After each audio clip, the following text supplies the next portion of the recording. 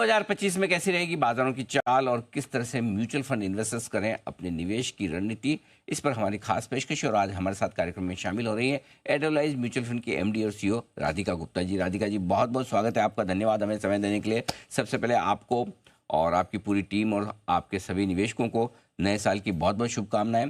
पिछले 3-4 साल से सारे म्यूचुअल फंड्स ज़बरदस्त वेल्थ बना रहे हैं, आपकी फंड ने भी अच्छी वेल्थ बना के दी है निवेशकों को। उम्मीद करते हैं कि 2025 में उससे कहीं ज़्यादा वेल्थ बनाने की आप प्रयास करें और सफल हो। हमारी शुभकामनाएं। थैंक यू अनिल जी, आपकी पूरी टीम को नव वर्ष की बहुत बहुत शुभकामनाएं। जी, शुरुआत इसी बात से करते हैं कि इस साल के 2024 के पहले 6-7 महीने तो बहुत बढ़िया थे, हमने बड़ा एंजॉय किया। 3-4 महीने थोड़े मुश्किल से गुजरे हैं और इसलिए नए साल की शुरुआत में जोश थोड़ा सा कम है। बताएं क्या आपका व्यू है 2025 को लेकर, कैसा रहेगा ये साल इक्विटी मार्केट के लिए?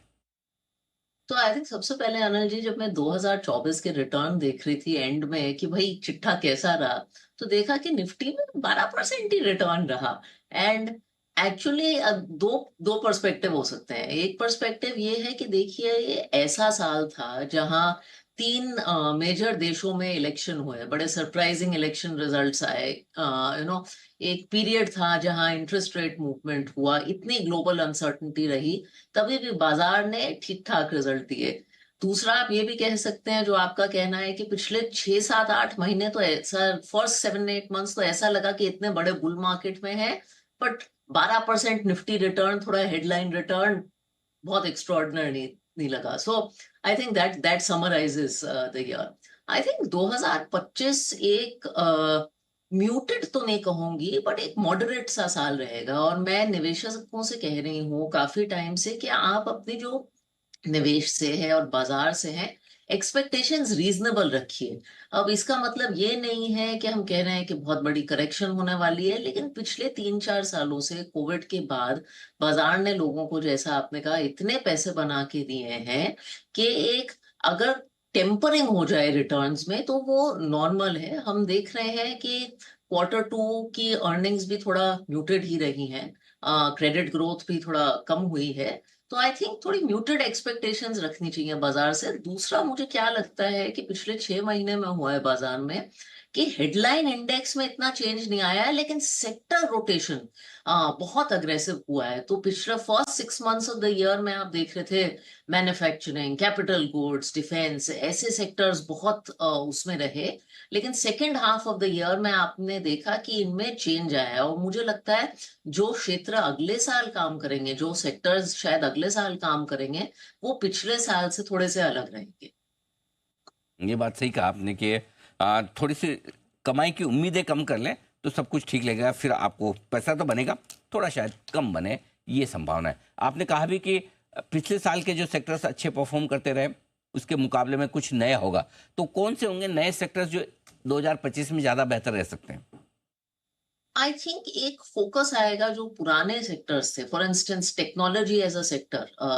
पिछले साल एटलीस्ट टिल मार्च अप्रैल, मुझे याद है जब हमने एक टेक फंड लॉन्च किया था, बड़ा एक बीटन डाउन सेक्टर माना जाता है। लेकिन टेक्नोलॉजी में हमें लगता है वर्स्ट ओवर हो गया है। यूएस इकोनॉमी भी अच्छी लग रही है, कॉन्ट्रैक्ट्स, ऑर्डर बुक्स, मुझे लगता है टेक्नोलॉजी में अच्छे रहेंगे। दूसरा, ये जो कंजम्पशन का स्पेस है, क्योंकि मोदी 3.0 एक कोएलिशन गवर्नमेंट है, एंड आई थिंक बहुत अटेंशन फर्स्ट 2 रेजिम्स में मिली है, कैपिटल गुड्स, मैन्युफैक्चरिंग, इस साइड ऑफ द इकोनॉमी पे।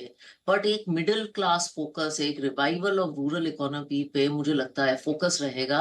तो कंजम्पशन पे मुझे लगता है एक रिसर्जेंस आएगी, both rural and urban consumption. तो कंजम्पशन और आईटी तो सर्टनली दोनों ऐसे सेक्टर्स लग रहे हैं। तीसरा, हमने देखा है कि बैंक्स ने ज्यादा परफॉर्म नहीं किया है, इनफैक्ट बैंक्स को लैगार्ड माना गया है पिछले साल का। तो अगर वैल्यू ट्रेड देखना चाहे तो शायद बैंकिंग हो सकता है।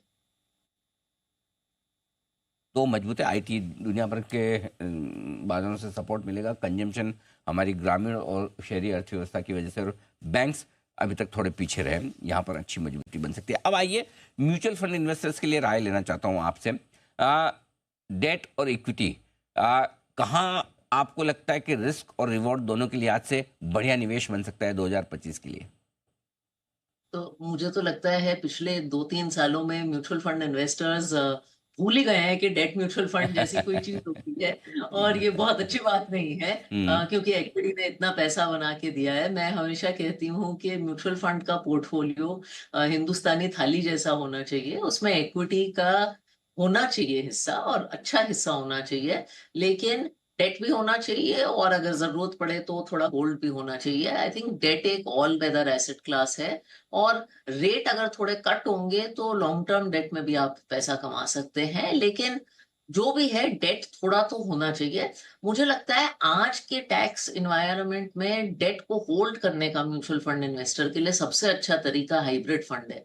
तो चाहे आप मल्टी एसेट फंड पकड़ें, चाहे आप बैलेंस्ड एडवांटेज फंड पकड़ें, अग्रेसिव हाइब्रिड फंड पकड़ें, ऐसा फंड जिसमें इक्विटी और डेट कंबाइंड हो लेकिन टैक्सेशन इक्विटी का है, वो डेट को होल्ड करने का तरीका बहुत अच्छा है। तो from a mutual fund point of view ये कैटेगरी ऑफ फंड्स मेरी नंबर 1 कैटेगरी रहेगी अगले साल के लिए। बिल्कुल। तो एग्रेसिव हाइब्रिड फंड खरीदें, बैलेंस एडवांटेज फंड या फिर मल्टी एसेट एलोकेशन फंड आपके लिए बढ़िया रहेंगे।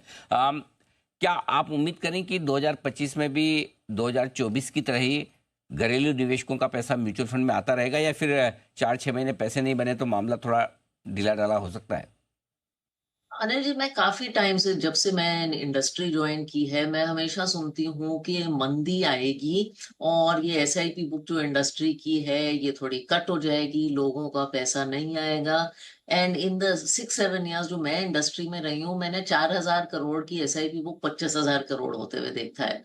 तो मुझे लगता है कि ये ट्रेंड मैं हमेशा कहती हूँ स्ट्रक्चरल है। अब 3-4 महीने पैसे नहीं बनेंगे तो क्या 25-24 हो सकता है या 23 हो सकता है? हाँ, बिल्कुल हो सकता है, लेकिन मुझे लगता है 5 साल बाद अगर आप हिंदुस्तान को देखेंगे, ऐसा भी हो सकता है कि हिंदुस्तान में 90,000 से 1 लाख करोड़ की एसआईपी बुक हो, ऐसी इसकी पेनिट्रेशन बढ़ने वाली। तो ये आपके लिए बिल्कुल एक कॉन्फिडेंस बढ़ाने वाली बात की चिंता न करें। घरेलू निवेशक भी बड़े मैच्योर हैं और वो जानते हैं कि लॉन्ग टर्म इन्वेस्टिंग से क्या होते हैं फ़ायदे। राधिका जी, बहुत बहुत धन्यवाद आपका। आपने समय दिया और विस्तार से बाजार के बारे में हमारे दर्शकों को अपनी राय भी दी। Thank you so much. बहुत बहुत थैंक यू। शुभकामनाएं एक बार फिर से आपको नए साल की, और इस बीच दिन की ऊंचाइयों पर पहुंच